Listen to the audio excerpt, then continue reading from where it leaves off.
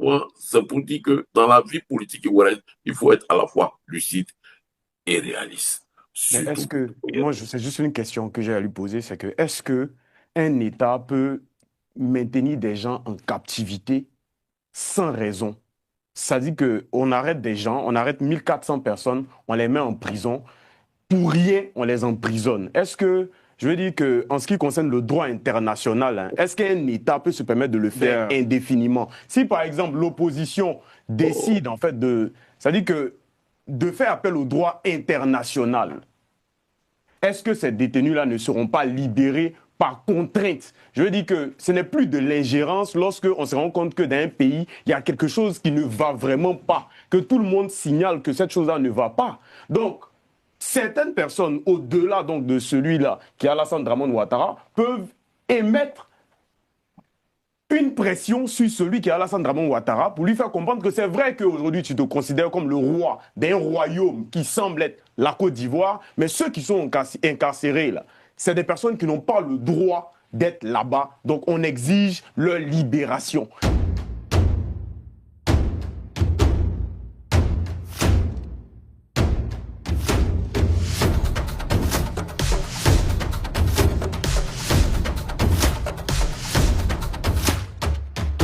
bonsoir à tous, très heureux de vous retrouver. J'espère que vous avez passé un très beau week-end. On reçoit sur ce plateau aujourd'hui un visage que vous connaissez très bien, Lancine Bon Coulibaly. Bonsoir, Lancine. Bonsoir. Et un duplex assez inédit, on a le président Jean-Paul Leroux. Bonsoir, président. bonsoir, Carlyle. Bonsoir, Lancine. Bonsoir à Jean-Yves. Oui, bonsoir Khalil. Et je tenais à... C'est bon, vous m'entendez là? Très bien. Oui. Donc je tenais en fait, lors de la précédente émission, j'ai des gens qui m'ont dit comme ça, mais toi, Khalil ne t'a pas donné la parole, il ne te donne pas la parole, il te boycotte. Donc je tenais à dire à cette personne-là que non, loin de là, il ne me boycottait pas, c'est juste que j'avais eu un petit malaise, donc j'ai dû quitter le plateau et tout, mais ça va mieux. Merci beaucoup. Nous sommes très heureux de vous retrouver en bonne santé. Bonsoir, Nissan, s'il est là.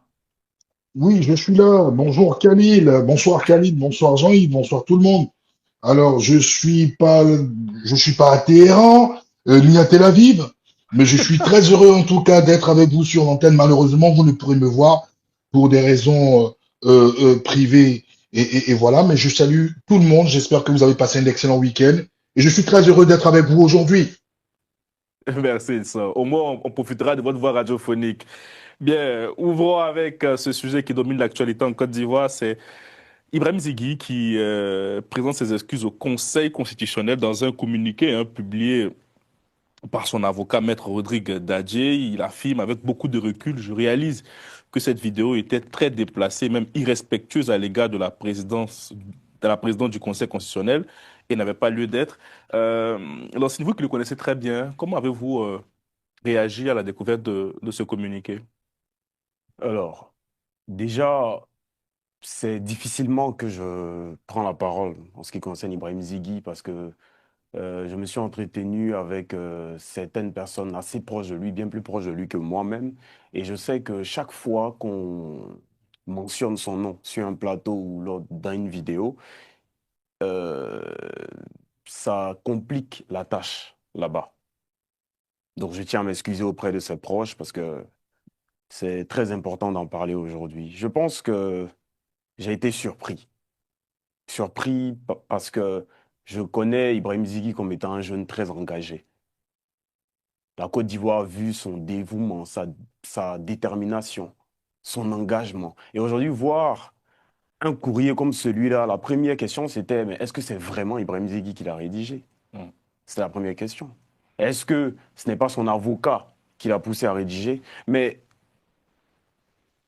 en gros, on comprend simplement que la Côte d'Ivoire aujourd'hui a un État qui humilie sa jeunesse. Je veux dire, c'est quoi l'objectif? C'est quoi? C'est de complètement tuer le leadership qu'incarne Ibrahim Zegui. Vous avez arrêté un jeune homme parce qu'il a osé demander à la jeunesse de sortir dans la rue, à la jeunesse de manifester si et seulement si la réponse du Conseil constitutionnel n'est pas respectueuse de la loi. Il n'a pas appelé à prendre des armes. il n'a pas appelé à brûler des bus, il n'a pas appelé à, n'est-ce pas, à la violence. Vous l'arrêtez pour cela. Il est incarcéré pendant plus de 6 mois, sans jugement, dans le bâtiment C. Chaque fois qu'on mentionne son nom, ça dit, comme on le dit là-bas, vous serrez encore plus sa prison. Et donc, c'est, on va dire, c'est désespérant de voir ce courrier-là, parce qu'on a l'impression que tant qu'on ne s'humilie pas, on n'est pas libéré, vu qu'on n'est pas jugé. Donc, il a peut-être préféré, ou son avocat lui a conseillé de rédiger ce courrier. Peut-être que par la voie du pardon, qui est aujourd'hui en Côte d'Ivoire supérieure au droit, il sera libéré. Président Jean-Paul Leroux. Vous m'entendez? Bien sûr. Pour moi, sur cette question de Ziggy, vous savez que je suis très tatillon là-dessus. Hein. Je me suis fondu à l'époque d'une publication dans laquelle j'ai dénoncé cette forme de, je pourrais dire, de chosification de l'être humain. Parce que Ziggy avait disparu pendant quasiment 4-5 jours. Personne ne savait où il était. Même sa mère qui s'était déplacée auprès du substitut du procureur pour lui demander où se trouvait son fils. Pendant 4-5 jours, personne ne pouvait lui donner des réponses, ni à elle, ni à son ancien avocat. Et j'ai dénoncé cette chosification ou cette façon, je pourrais dire, d'effacer l'être humain en Côte d'Ivoire. Aujourd'hui, après plus de 6 mois de détention, l'ancien Bon Coulibaly le disait, est-ce que c'est son avocat qui lui a conseillé ou est-ce que c'est lui-même qui le sent ainsi? Pour moi, aujourd'hui, le but est celui-ci. C'est tellement que son avocat et lui se sont entendus. Le plus important pour lui, c'est de retrouver la liberté. Aujourd'hui, que ce soit l'acte de pardon ou de contrition, soit le seul acte que comprend la justice ivoirienne. Moi, je pense que c'est la stratégie de maître Rodrigue Dadje. Il arrive avec cette stratégie à faire libérer ses clients. Moi, je pense que c'est le plus important pour un être humain parce que c'est ce qui fonde l'humanité, c'est-à-dire la liberté. Et pour moi, c'est essentiel que ce jeune homme puisse obtenir la liberté et peut-être vaquer à ses occupations, retrouver sa femme, retrouver sa famille, retrouver ses enfants, retrouver ses amis. C'est super important pour chacun d'entre nous. Nous savons tous ce que c'est que l'affection quand on retrouve les siens. Mais je voudrais dire que faudrait pas qu'on voit les choses en termes uniquement c'est la stratégie de maître Rodrigue Dadje. Je vais vous rappeler un événement. La récente sortie du maire de Lakota, Prince Arthur Dali. N'oubliez pas, ou bien peut-être que je vais vous rappeler ceci. Les chefs traditionnels de la localité de Lakota, commune et sous-préfecture, se sont réunis il y a quelques semaines et sont allés voir le député de Lakota, Aboulaye Kouyaté.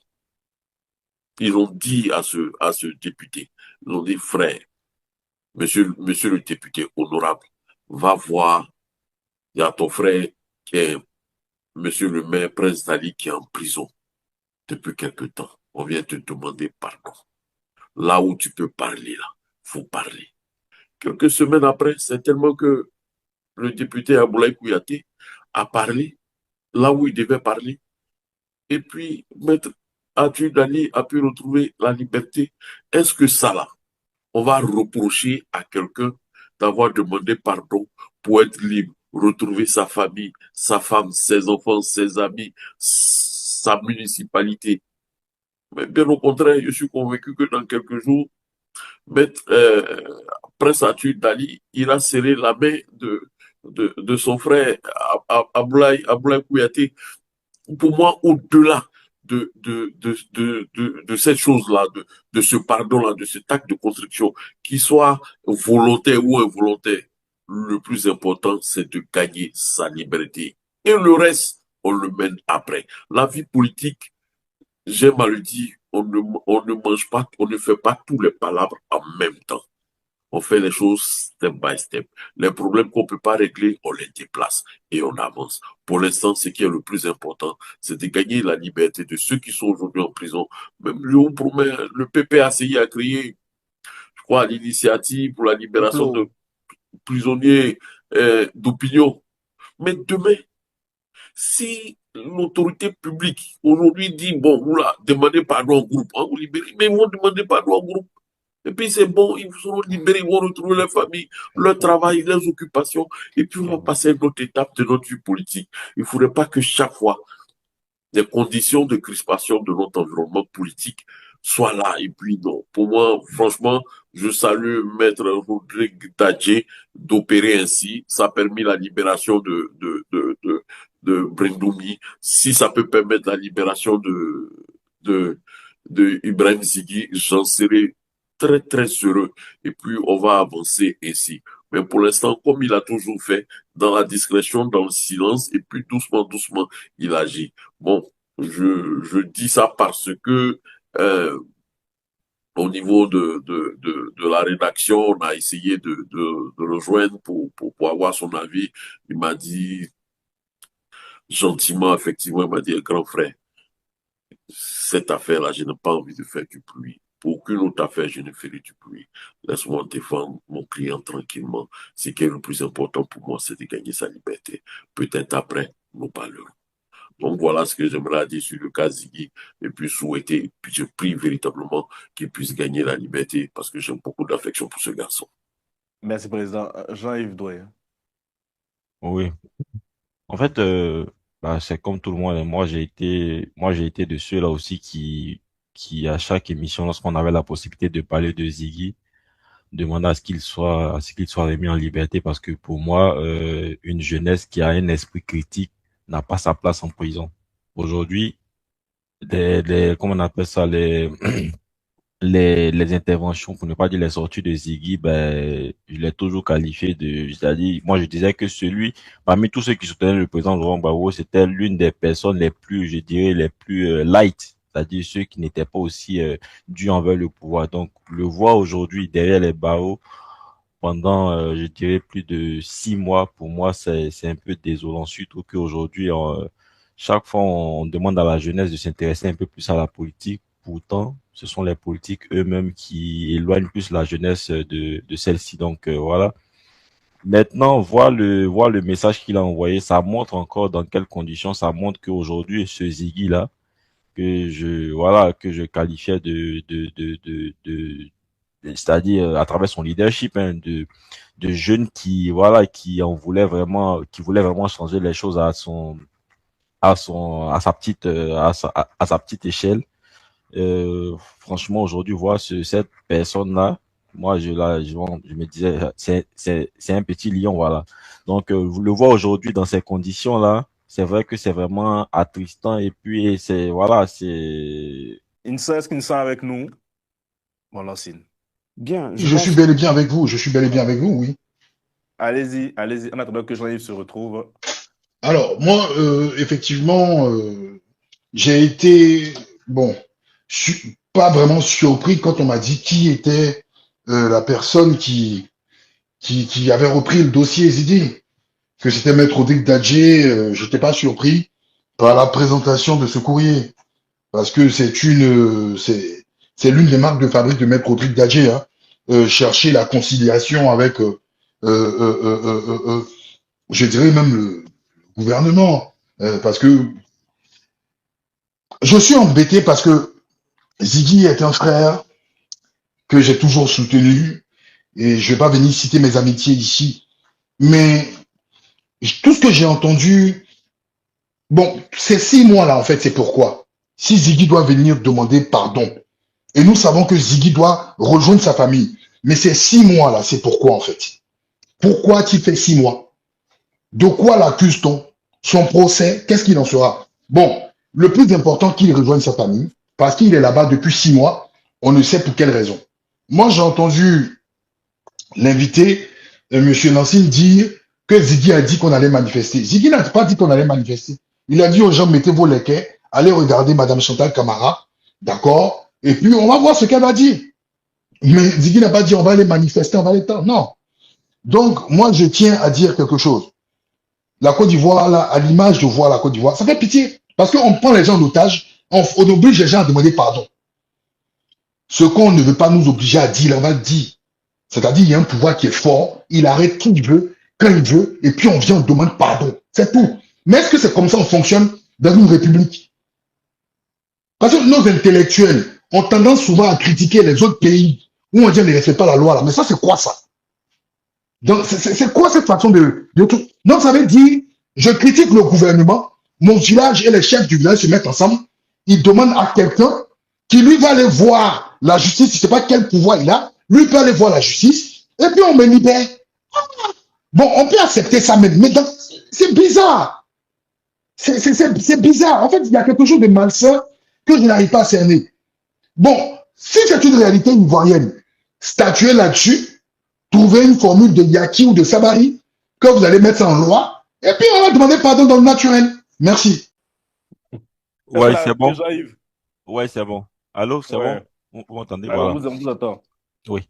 Donc, je disais que c'est vraiment triste de genre de voir qu'aujourd'hui, ces jeunes-là sont muselés, ces jeunes-là n'ont plus, je dirais, n'ont pas droit à la parole parce qu'aujourd'hui, même moi, je me demande, ça dit que être jeune, quelle est peut-être l'État doit ouvrir une formation au niveau de la Côte d'Ivoire et puis nous apprendre à cette jeunesse-là à exprimer son mécontentement tout en n'allant pas en prison. C'est-à-dire comment exprimer son mécontentement et puis ne pas aller en prison. Peut-être ils vont nous dire comment le faire parce qu'aujourd'hui, on constate que ceux-mêmes qui le font de façon vraiment respectueuse, aujourd'hui, sont derrière les barreaux.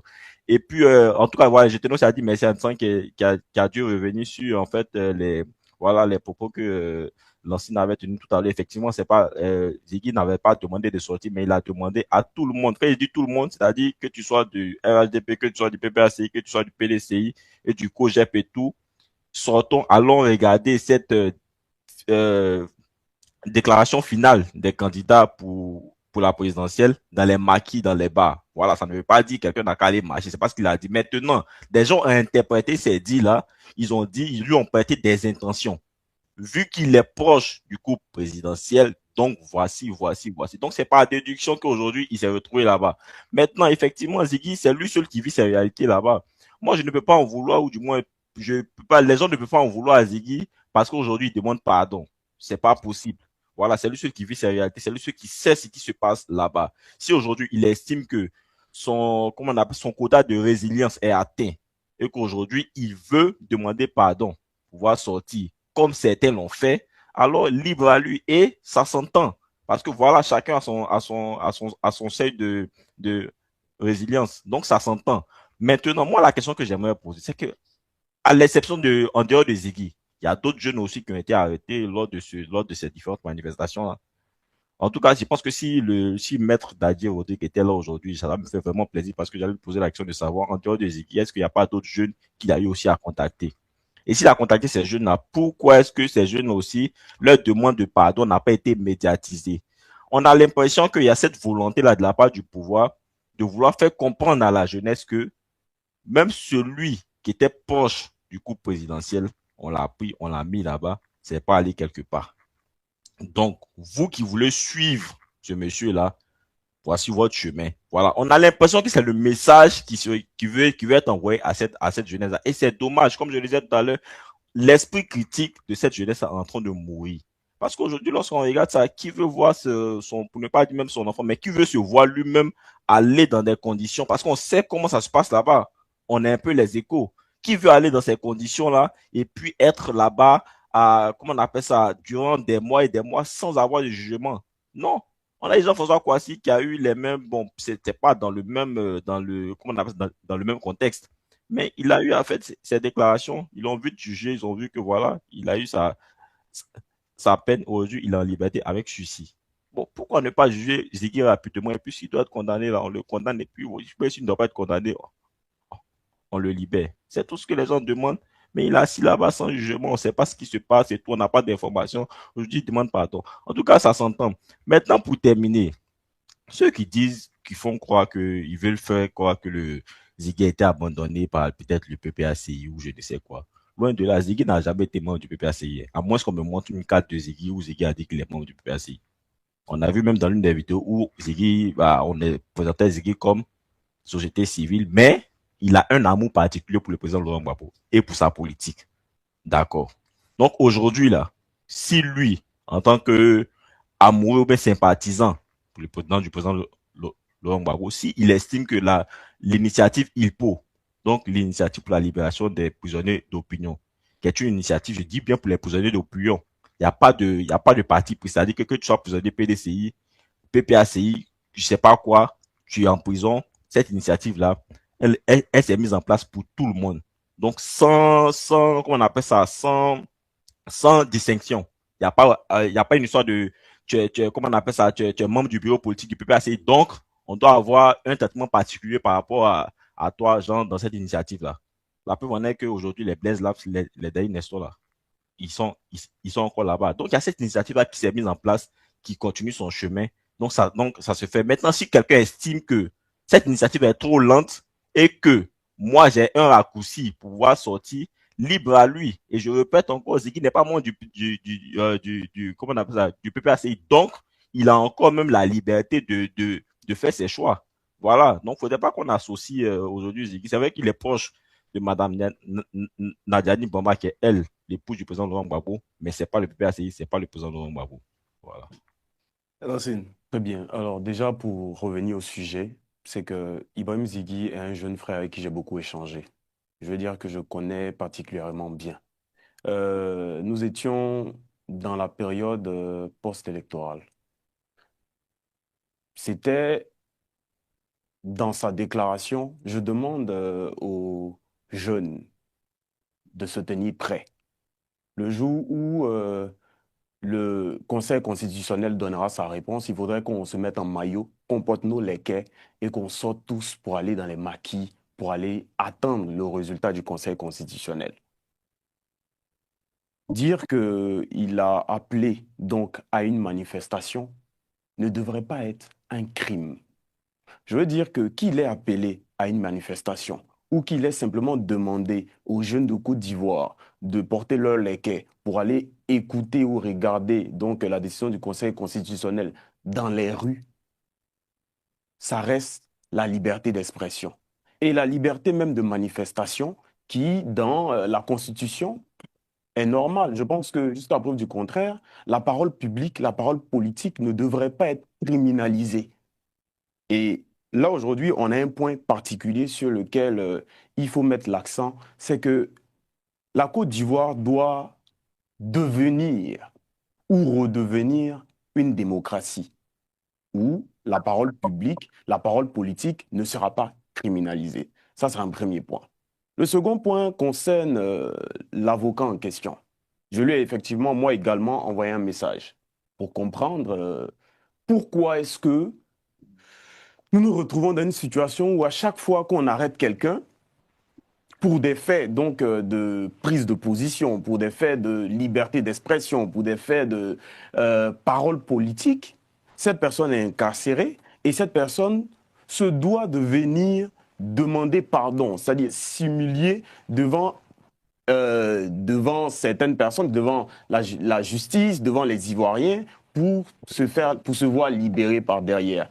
Et franchement, personnellement, j'estime que à un moment donné, il est important qu'on nous dise, est-ce que nous sommes dans un état de droit où le droit est respecté? Ou dans ce cas, on nous dit qu'est-ce qu'on reproche réellement à Ibrahim Ziggy?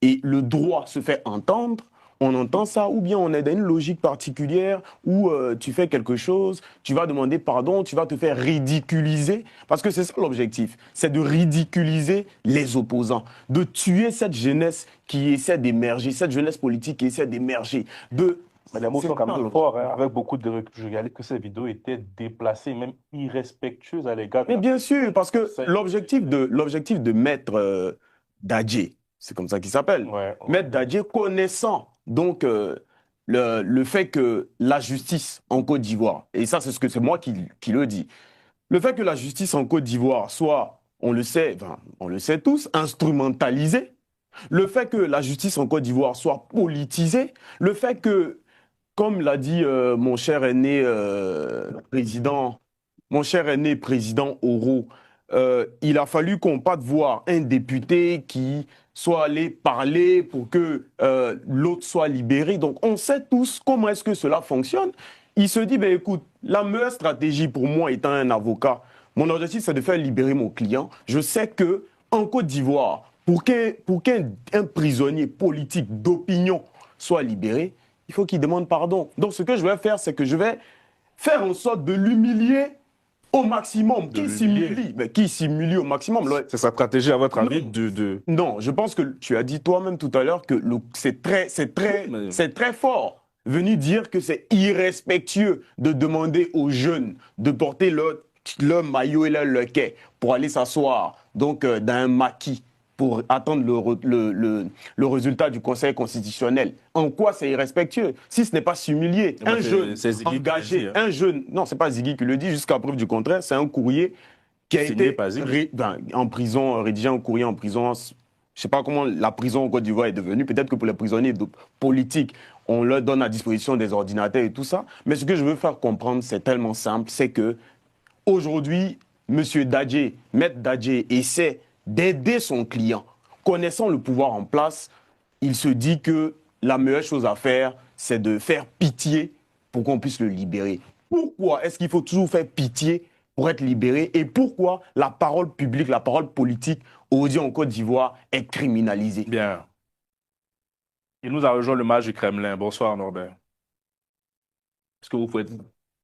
Je vous vois apparaître sur mes écrans. Est-ce que vous m'entendez? Puis la route en direction de l'Alsace. Je vous salue bien, je pense à vous. Je vois pas ce que je peux rajouter d'autre à ce que vient de dire notre ami Lancinégon, que je salue.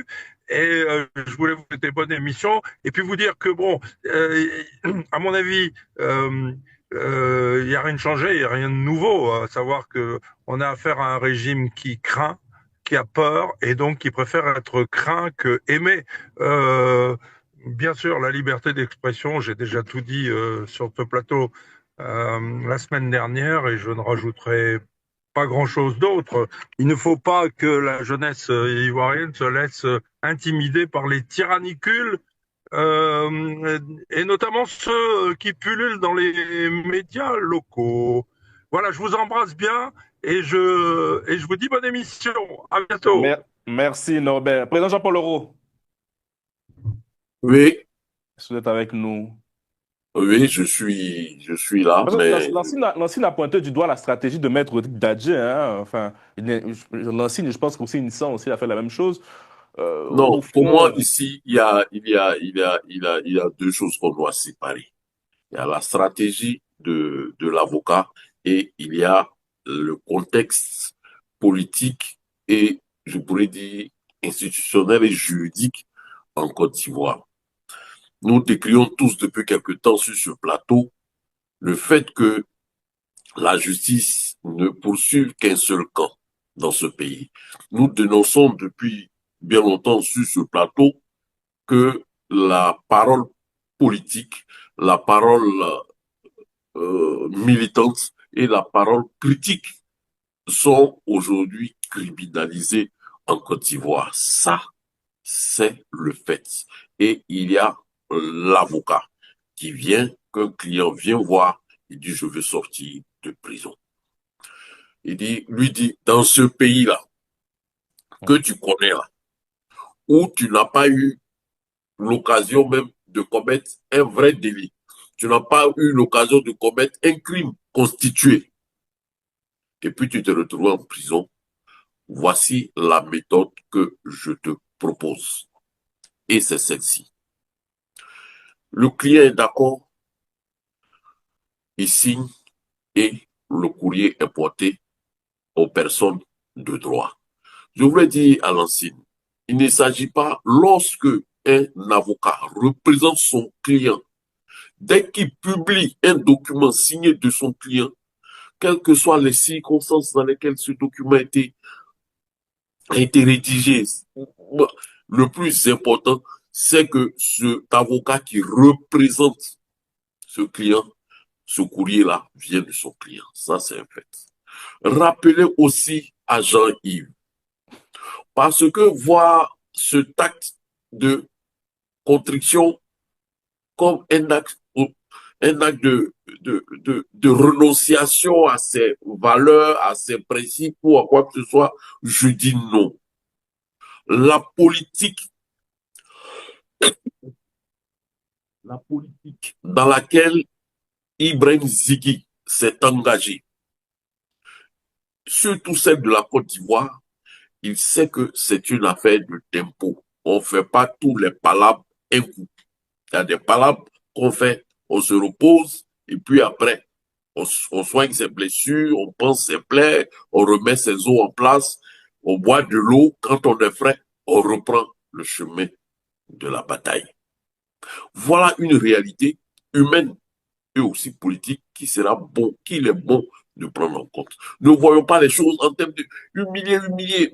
Mais c'est justement ce que recherche le pouvoir en place. Exactement. Ibrahim Ziggy constituait la parole militante d'une certaine partie, je pourrais dire, de la jeunesse ivoirienne. Celui-là, il fallait, d'une certaine façon, lui couper le sifflet. C'est tout. Ils ont coupé le sifflet pendant 6 mois. Aujourd'hui, nous sommes encore là en train de regretter, en train de dire qu'il n'a pas sa place là-bas parce qu'il n'a pas commis véritablement d'actes liés à notre droit là. Qu'est-ce qu'il a fait quoi? Rien. Cet enfant-là doit être dehors. Maintenant, s'il demandait pardon, tous les Ivoiriens qui le connaissent, qui l'aiment là, ils savent que sa place n'est pas là-bas. Il ne faut pas voir s'il distraire, rentrer dans de grosses formules. Sa place n'est pas là. Il n'a qu'à sortir d'abord. Et on verra la trajectoire que Ibrahim Ziggy donne à son parcours politique ou à son parcours public. Pour l'instant, le plus important, Ibrahim Ziggy n'a qu'à sortir. S'il demandait pardon qu'il a fait là, ça peut lui permettre de gagner la liberté, ça peut lui permettre de gagner, retrouver sa femme, retrouver ses enfants, retrouver sa famille, ses amis, et même ses amis politiques. Laissons-le sortir. Quand il sortira, et puis regardons-le, voir la trajectoire qu'il va donner à son parcours. Après ça, on jugera, on fera ce qu'ils ont. Mais ne poussons pas les gens à vouloir être des martyrs. Non, non, ce n'est pas un martyr. Il n'a pas la volonté d'être un martyr. Mais ça Il n'a tombe pas, bien. pas l'ambition d'être un martyr. Donc pour moi, à ce niveau-là, j'aimerais qu'aujourd'hui, on voit les choses de cette façon. Calmement, sereinement. Laissons Maître Rodrigue Dadji et son client dérouler leur stratégie. Ou Maître Dadji rentre matin ou il sort la nuit pour demander qu'on libère son type-là. Quand son type-là sera libéré, peut-être lui viendra nous dire un certain nombre de choses par rapport après. Mais pour moi, aujourd'hui, l'objectif ultime, c'est sa libération. Après, on verra les différents enjeux. Pour revenir à Jean-Yves concernant l'île Pau. Moi, l'île Pau, là, personnellement, ça me pose un problème de cohérence. Hein. Ça me pose un vrai problème de cohérence. J'aimerais dire ça. Mais, comme aujourd'hui, dans les enjeux, il y a la libération de centaines de jeunes Ivoiriens. Voilà pourquoi on ne va pas aller plus loin. Parce que, et je le dis, je l'ai dit toujours, tu ne peux pas dire que tu ne reconnais pas quelqu'un, tu ne reconnais pas une autorité, et puis tu vas vouloir jouir de l'effet de son autorité. Non. Parce que la personne qui va signer un acte de grâce, je dirais de grâce collective, là, l'acte là, celui qui va signer ce acte-là, il s'appelle Alassane Ouattara. Il est dans son 4e mandat que tu dis que tu ne reconnais pas. Le jour où il va signer signature de 4e mandat, là, j'imagine que la moindre des cohérences voudrait que on dise que cette signature, on ne la reconnaît pas. Retournez dans vos cellules en prison. Vous allez voir ce que les familles de ces jeunes-là feront. Bon, arrivé un moment, ça me gêne, mais personnellement, je me dis, le but essentiel, le plus important, faut que ces jeunes-là retrouvent la liberté, faut qu'ils retournent chez eux, retrouvent à leur boulot, retrouvent auprès de leur famille, et puis que la Côte d'Ivoire retrouve cette sérénité pour qu'on passe à autre chose à un moment de notre histoire. Bien, merci, Président. Moi, je pense Ça, réellement, si je peux me permettre, que nous rêvons d'une Côte d'Ivoire où les droits sont véritablement respectés. Parce que de là, aujourd'hui où nous sommes, on a l'impression qu'il y a 1400 personnes qui sont emprisonnées. Des jeunes, des militants du PDCI, des militants du PPACI, c'est-à-dire que des acteurs majeurs même de la vie politique PPACI sont emprisonnés. Et ça dit qu'aujourd'hui, comme il n'y a pas de droit en Côte d'Ivoire, comme la Côte d'Ivoire n'est pas un état de droit, parce que si c'était un état de droit, je pense qu'on aurait su, parce que 6 mois de détention, c'est pas normal, on aurait su déjà les faire reprocher à Ibrahim Zighi, demander pardon, chose qui me dérange vraiment parce qu'une personne engagée sur un chemin sait à quoi s'attendre, venir demander pardon à comme sa ça. place, vous n'aurez pas fait le même choix. Je ne peux pas me mettre à sa place. Ce que je peux dire, c'est que moi, je crois en un état de droit et je me dis que lorsque je suis incarcéré, comme par exemple ce qui s'est passé, il faudrait qu'on me cite les raisons pour lesquelles je suis incarcéré et puis que mes avocats prennent des dispositions qui n'ont rien à voir avec la pitié, qui n'ont rien à voir avec l'humiliation pour il faut que l'état de droit soit véritablement respecté. Mais je voulais dire, est-ce que les 1400 personnes détenues aujourd'hui vont se mettre en rang pour signer, pour demander pardon à Alassane Dramane Ouattara, le roi de Côte d'Ivoire, ou à cette justice qui est instrumentalisée par les politiques qui, malheureusement, eux-mêmes ne respectent pas la loi, parce qu'on parle de 4e mandat, on parle de violation de constitution et tout ça. Bon, voilà. Bon, moi, j'ai écouté beaucoup d'humour, mais c'est vrai qu'on a un véritable problème même d'entente générationnelle. Je pense que c'est lié à la génération. Oui, je veux dire pourquoi. Parce que on a souvent tendance à croire que quand on est jeune, on est fougueux, on est passionné, on est fou. Et puis, l'âge fait la maturité, la sagesse et la responsabilité. J'aime bien la formule du président Jean-Paul Leroux parlant de le problème de fond en ce qui concerne l'île Pau.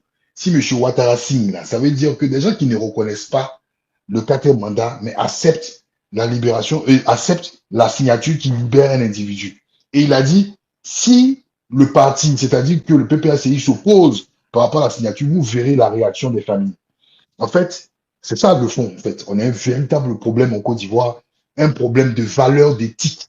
La valeur a foutu le camp. Exactement. Et je vous dis, voilà, je vous dis pourquoi la valeur a foutu le camp. En gros, on nous fait comprendre que Ziggy est enfermé là-bas depuis les 6 mois, l'injustement. On est tous d'accord, hein. Tout le monde dit la justice va à tâtons. Mais il y a une déclinaison à la fin. Bon, acceptons ça, et puis on va passer à autre chose. Bon, Ziggy, là, il est en otage. Parce que jusqu'à preuve du contraire, on ne sait pas pourquoi il est là-bas.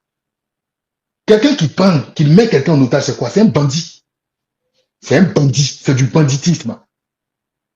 Voilà. Et quand quelqu'un est un bandit, c'est quoi? Il est hors la loi. Vous concédez des pratiques hors la loi parce que vous n'avez pas de moyens dissuasifs vis-à-vis de cet état de force. C'est ça, en fait, dans le fond. Vous êtes en train de nous dire, on n'a pas le choix. On fait avec. Même s'ils nous tapent, même s'ils nous frappent, on va faire quoi? On fait avec. Mais ça veut dire qu'on n'est plus dans une république? C'est pas une république, ça on n'appelle pas ça une république. Vous ne pouvez pas en même temps prendre des valeurs de la république, en même temps accepter des pratiques hors la loi qui sont contre les valeurs de la république. Et ça ne fait pas de moi quelqu'un d'utopiste. Ça ne fait pas de moi quelqu'un de rêveur. Parce que je ne connais une république qui est parfaite à 100%. Mais il y a des républiques qui essaient quand même de toucher et d'atteindre la perfection. Et c'est ce niveau-là que l'on doit atteindre. Donc, si M. Ouattara prend les gens en otage, mais ce n'est pas ta constitution qui ne peut pas prendre en otage, donc, c'est vous qui le dites dans votre explication, M. Ouattara se comporte comme un hors-la-loi. Donc, celui qui se comporte comme un hors-la-loi ne respecte pas la constitution. Donc, les autres là, s'ils vont faire comme ce qu'on fait là, on n'a pas le choix. Ils sont forts, ils nous martyrisent. Si tu parles, ils vont t'enfermer. Tu vas faire quoi? Ils vont t'enchaîner. On va faire quoi? Acceptons de faire avec, avançons avec. Mais ça veut dire qu'une partie de la Côte d'Ivoire est cérébralement morte. Et puis, ceux qui ont les armes sont tout puissants. Ça s'aille sur nous, c'est tout. Donc, je vais venir sur quelque chose qui est très intéressant. En dehors même de monsieur l'avocat. Mais c'est la suite de Ziggy. Ziggy aura 2 choix. Avant, il était opérateur économique, il faisait des spectacles. Soit il va se consacrer à ça exclusivement pour le bonheur du parti au pouvoir et d'une façon de concevoir de la République. Sinon, pour prendre des paroles à caractère politique, j'ai bien peur qu'il ne pourra plus le faire. Vous savez pourquoi? Parce que si on accepte le Sabari là, l'épée de Damoclès qui est sur Ziggy judiciairement ne va pas disparaître. Comme le cas de monsieur le jeune là, quelque chose Kouassi, là, Jean-François Kouassi. Jean-François Kouassi, actuellement, s'il veut rentrer dans la fonction publique, il ne peut plus. Son casier judiciaire n'est pas vierge. Et en plus, il sort là d'un suicide. Donc, il doit contrôler sa parole. Vous croyez que ces gens-là sont fous? Ils vont vous sortir avec le sabari qu'on appelle l'humiliation, mais c'est par la suite que deviendra votre avenir politique. Est-ce que Ziggy, en sortant de là, avait dit qu'il ne pouvait plus parler de son pays? Ou bien il va parler d'une... Parce qu'en Côte d'Ivoire, il y a une formule, il y a une manière de parler. Il faut savoir parler en Côte d'Ivoire. Parle de façon mielleuse. Ne les indexe pas, critique, mais pas trop. Peut-être c'est ce que Ziggy va faire. Non, mais ça me surprendrait que J'aimerais, Ziggy parle pas. Oui, Carlin, président. Ouais. j'aimerais dire à tout blanc que faudrait pas que c'est vrai qu'on est jeune, fougueux, machin, ou bien qu'on est plus âgé, on est plus sage, quoi. C'est pas de ça qu'il s'agit. Il y a des jeunes qui sont sages. On est en train de dire, expliquer une situation. Les histoires de dénonciation, d'écrits faits tableau noir de la vie politique ivoirienne, là. Ça, là. Tout le monde, nous, sur le plateau, nous tous on sait.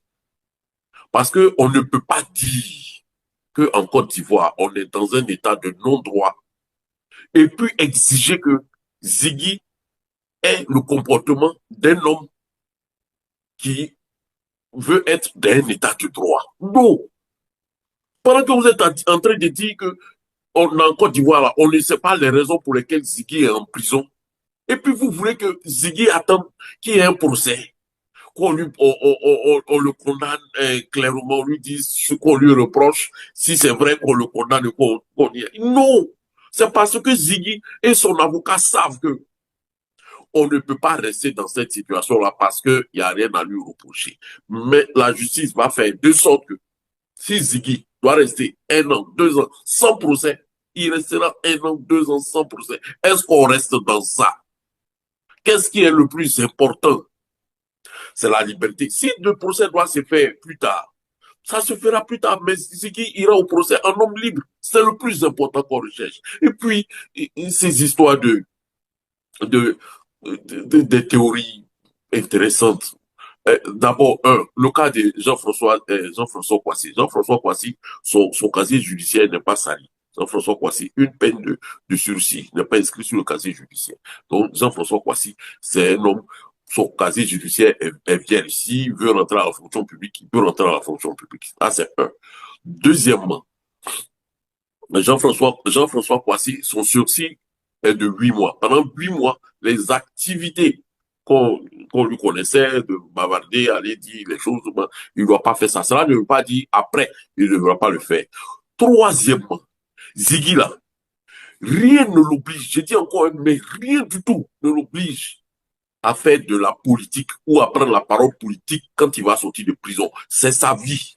Elle lui appartient, à lui et à lui seul. C'est lui qui décide de ce qu'il va faire. C'est pas à nous de dire, ah petit, tu es sorti de prison, pourquoi tu as changé? Non. S'il veut aller faire exclusivement ses activités d'opérateur économique dans le monde des arts et du spectacle, il continuera à faire exclusivement ses activités dans le monde des arts et du spectacle. S'il a envie de faire de la politique, c'est son choix personnel. Aujourd'hui, ce que nous faisons nous implique individuellement d'abord. C'est pas quelqu'un qui a venu nous dire de faire quoi que ce soit. On n'a pas signé, on n'a pas élu Ziggy pour faire quoi que ce soit. Ça, c'est un fait. Maintenant, revenons. Je reviens au propos de l'ancien Ego. Jeune frère, on ne peut pas, je le disais au début de mon propos, dénoncer une situation, je dirais, d'un état de non-droit. Et puis espérer que ceux qui sont les victimes de cet état de non-droit veuillent obtenir je pourrais dire, les bénéfices d'un état de droit. Je ne vois pas la cohérence. On sait dans quelles conditions Ziggy et beaucoup sont allés en prison et sont en prison. Et puis vous voulez que ce soit les effets d'un état de droit qui les libère. Non. Je pense qu'on dit la même chose. Non, donc, ce n'est pas donc possible. Donc, quand c'est comme ça, là, contentons-nous pour l'instant, dans l'état dans lequel nous sommes, d'obtenir le plus important pour ces jeunes-là, c'est-à-dire leur libération. Donc, la soumission, selon toi. Mais, en fait, ce qui me dérange, cher il ne s'agit pas de soumission. Il s'agit de Il y a quoi? une logique, il y a un système qui est en place, il y a une logique qui est là. Qu'est-ce qu'on fait face à cette logique pour libérer nos gens? Aujourd'hui, même ceux qui sont là, C'est ils ce disent, que ils ont créé ILCO. il disait tout à l'heure. C'est-à-dire qu'aujourd'hui, on a l'impression que, pour vous, comme certaines personnes ont commis ce qu'on a appelé tous un braquage électoral, comme certaines personnes manipulent la justice, comme Moi, je certaines n'ai pas personnes parlé se de croient des braquage dieux électoral. en Côte d'Ivoire, nous, ce que nous devons faire en tant qu'opposants, c'est nous soumettre à leurs désirs, à leur volonté, sans aucune valeur, c'est-à-dire sans aucun rêve. Aujourd'hui, on arrête Lansing Koulibaly. Lansing Koulibaly prend sa caméra, il dit, écoutez, Alassane Dramane Ouattara, je demande pardon parce que, voilà, j'étais possédé. Mais absolument pas. C'est pas comme ça, c'est pas à ce rêve-là. Notre engagement politique n'est pas pour être soumis. Quand on a peur d'un adversaire, on ne s'engage pas en politique. Quand on a peur donc d'un pouvoir, on ne s'engage pas en politique. Lorsque tu décides de mener une action, il faut t'attendre à payer le tribut de ton marché et supporter cette croix-là avec fierté et espérer qu'il y ait un changement. C'est ce que c'est. En fait, c'est moi personnellement, j'aime Ibrahim Zighi. C'est un jeune frère qui m'est proche, avec qui j'échangeais, avec qui j'ai de bons rapports. Je veux qu'il soit libéré, mais je pense à son avenir politique. Et je me dis que, qu'est-ce que vous, Oh, monsieur Oro, vous penserez de moi si lancez-les, aujourd'hui je réagis faut de cette laisser manière ça ou que là, j'agis faut de cette laisser manière? ça là, On a l'impression que certains aînés n'ont plus de valeur. On a Ouais. faut l'impression laisser que ça là, faut on laisser ne ça peut là. plus, ça veut dire qu'on n'a plus le... Donc aujourd'hui, vous êtes fataliste, vous vous dites qu'Alassane Dramane Ouattara a Non, monopolisé la Côte d'Ivoire, il contrôle tout, donc non.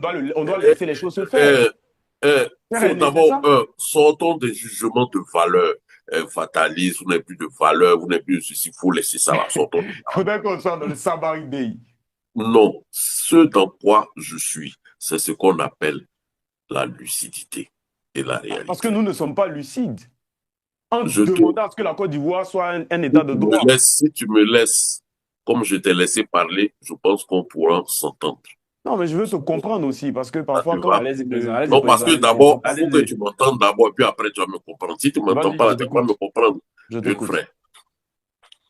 Je suis dans l'approche lucide et réaliste. Je l'ai dit et je le répète sur ce plateau-là. J'ai été, moi-même, le jour où on a arrêté Ziggy, là, 3, 4 jours après, quand je n'avais pas de ces nouvelles, je me suis fondu d'une publication. Cette publication-là même, Madame Nadi Babo l'a lue. Pas pour m'enorgueillir, mais pour dire, même elle a dit, voilà. Mais quand on arrive aujourd'hui, on est dans un tel pays où il y a un tel système juridico-politique qui muselle son opposition. Vous pensez que cette opposition-là, elle va rester toujours dans cette logique de dire, dans un état de droit, on doit dire que, je donne un exemple bidon, que président Alassane Ouattara est moche. On sait que quand tu dis, dans un état de droit normal, dire que le président Alassane Ouattara est moche, ce n'est pas une injure, ou bien ce n'est pas un acte insurrectionnel. Mais dans le Côte d'Ivoire, là, si tu dis ça, c'est considéré comme un acte insurrectionnel, c'est considéré comme une atteinte à la sécurité de l'État. Par conséquent, tu peux te retrouver en prison. C'est cette réalité-là que je demande d'observer. Et deuxièmement, on ne peut pas contraindre quelqu'un à faire de la politique s'il n'en a pas envie. Si Ziggy sort, qui veut aller voir une brochette, qui veut aller voir une poupée, qui veut aller mettre je vais applaudir pour je vais dire jeune homme, c'est ta vie, tu en fais ce que tu veux. À côté de cela, Ziggy n'a jamais dit qu'il était un homme politique. Cher René, j'ai juste une question, si je peux Il n'a me permettre. jamais dit qu'il était un homme Si je peux me politique. permettre, j'ai juste une question. C'est quoi alors, dans cet état que tu décris, le rôle de l'opposition?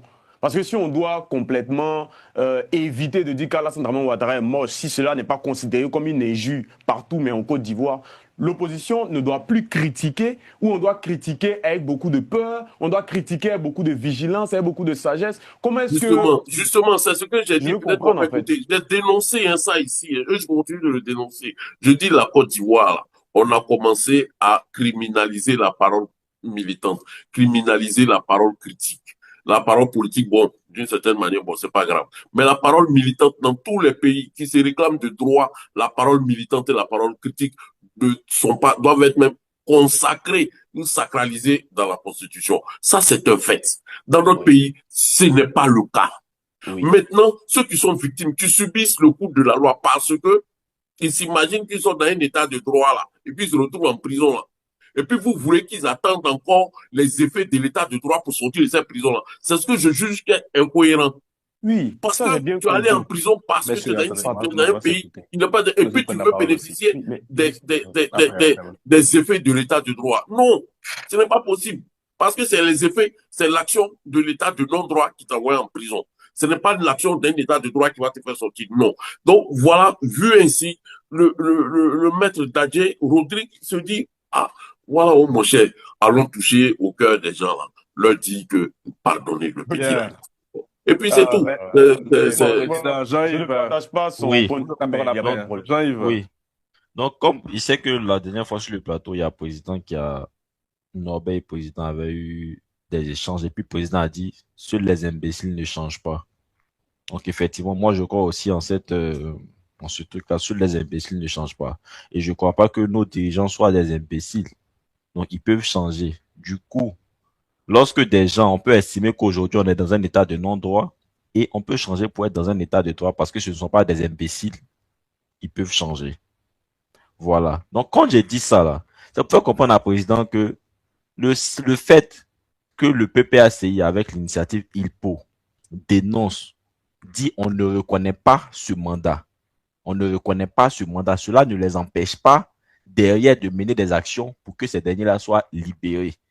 Le président, c'est toi-même qui a dit ici que on sait que on n'est pas dans un état de droit. Donc, du coup, on s'accommode à cet état de non-droit-là.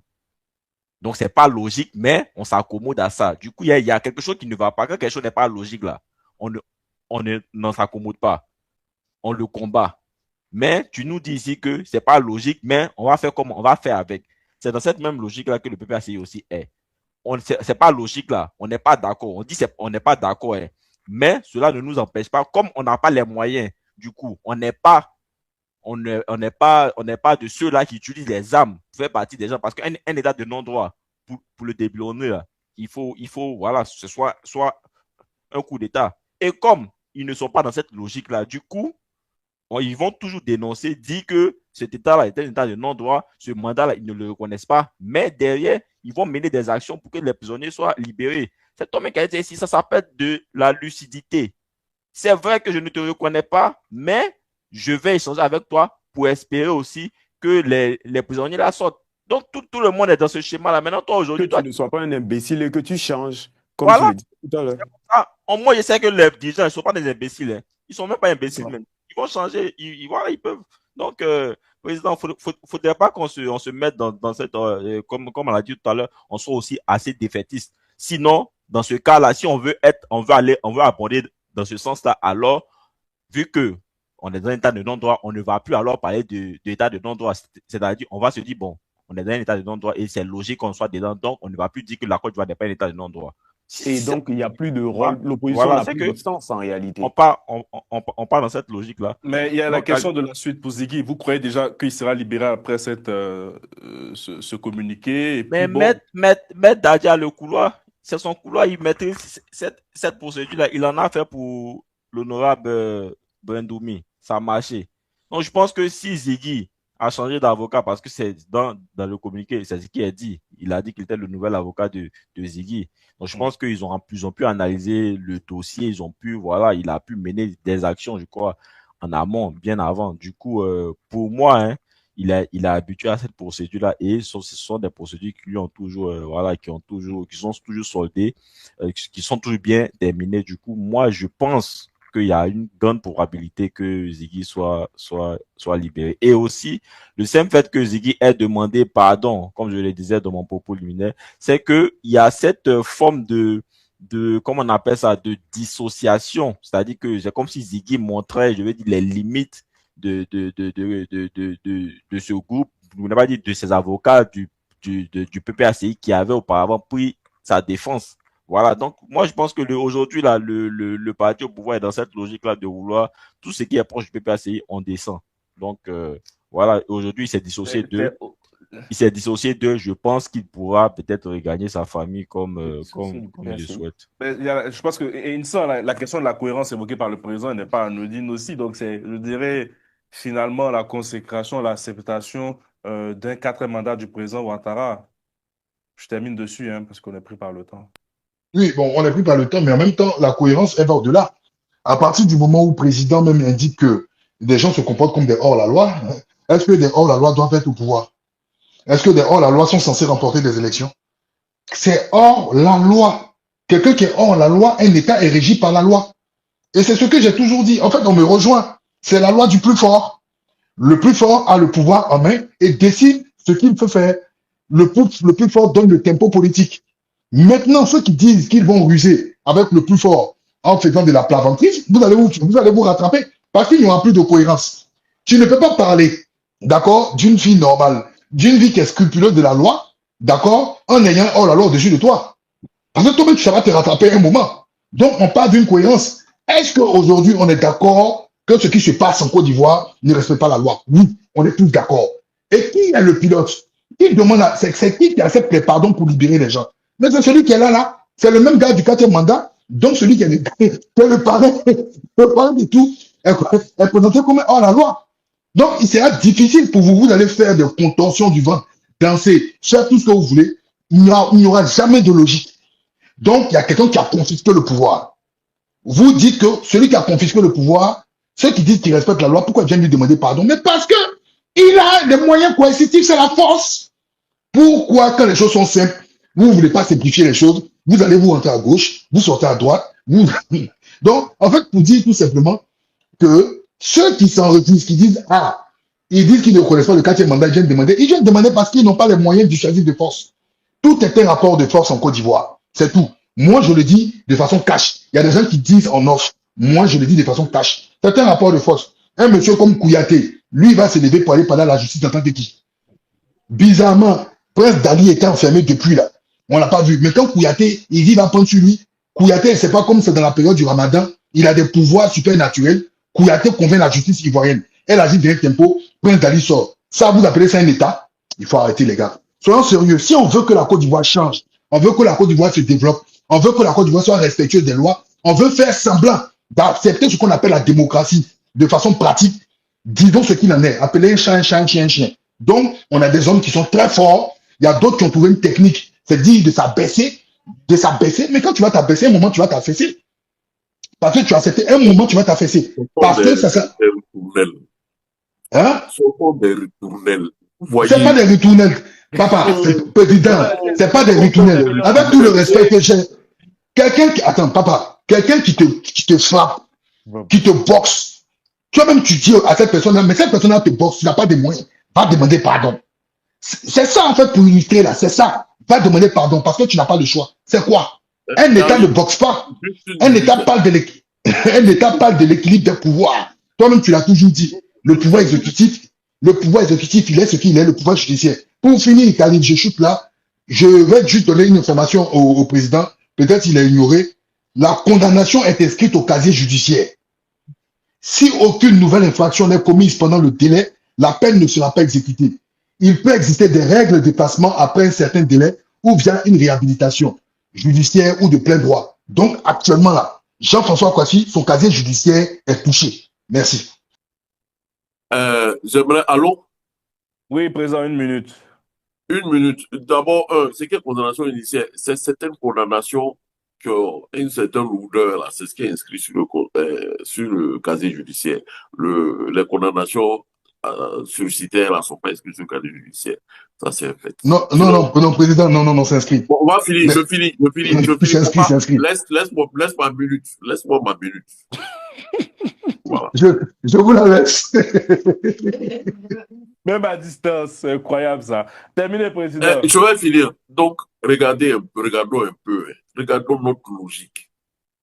On dit que dans ce pays-là, on n'est pas dans un état de droit. La conséquence de ça, des gens vont en prison. Pour ne pas être de véritables prisonniers du droit commun. C'est par conséquent des prisonniers politiques. Et puis, on espère les effets ou l'action d'un État de droit normal pour libérer ces prisonniers politiques qui ont été mis en prison au prétexte d'un État de droit normal. Pourtant, ils ne sont pas dans un État de droit. Pourquoi on fait ça? C'est cette incohérence-là que moi, je dénonce. Je dis, hé, voilà, ça là. Passons. De toute façon, eux, ils sont passés à côté de la loi pour nous mettre en prison. Là. Passons aussi à côté de la loi pour sortir de prison. Et si Maître Dadji utilise cette méthode, cette démarche de l'acte de constitution et que ça marche, mais c'est quoi le problème? Si le problème, c'est que ça ne va pas sortir la Côte d'Ivoire de la situation dans laquelle elle est, bon, ceux qui aiment prison, là, ils n'ont qu'à aller se constituer prisonniers. Merci, Président. Maintenant, pour finir, vous pouvez finir dessus, hein, concernant l'impôt, peut-être que les gens ne m'écoutent pas bien. Je dis, moi là, l'impôt là, je suis sûr qu'au bout, parce qu'ils vont espérer avoir une libération collective des gens, il va y avoir quelqu'un qui va signer. Il s'appelle le président Alassane Ouattara. Quand il va signer acte de grâce là, les gens vont sortir des prisons. Eux tous. Mais maintenant, ceux qui vont dire, cette signature là, c'est une signature de 4e mandat qu'on ne reconnaît pas, donc retourner, c'est ça, il dit que vous allez voir les parents des prisonniers et les prisonniers eux-mêmes, ce qu'ils vont vous répondre. C'est de ça qu'ils parlent. Donc moi, c'est pour dire que dans la vie politique ivoirienne, il faut être à la fois lucide et réaliste. Mais est-ce que, moi, c'est juste une question que j'ai à lui poser, c'est que est-ce que un État peut maintenir des gens en captivité sans raison? Ça dit qu'on arrête des gens, on arrête 1400 personnes, on les met en prison, pour rien, on les emprisonne. Est-ce que, je veux dire que, en ce qui concerne le droit international, hein, est-ce qu'un État peut se permettre de le faire indéfiniment? Si, par exemple, l'opposition décide, en fait, ça dit que de faire appel au droit international, est-ce que ces détenus-là ne seront pas libérés par contrainte? Je veux dire que ce n'est plus de l'ingérence lorsqu'on se rend compte que dans un pays, il y a quelque chose qui ne va vraiment pas, que tout le monde signale que cette chose-là ne va pas. Donc, certaines personnes, au-delà donc de celui-là, qui est Alassane Dramane Ouattara, peuvent émettre une pression sur celui qui est Alassane Dramane Ouattara pour lui faire comprendre que c'est vrai qu'aujourd'hui tu te considères comme le roi d'un royaume qui semble être la Côte d'Ivoire, mais ceux qui sont incarcérés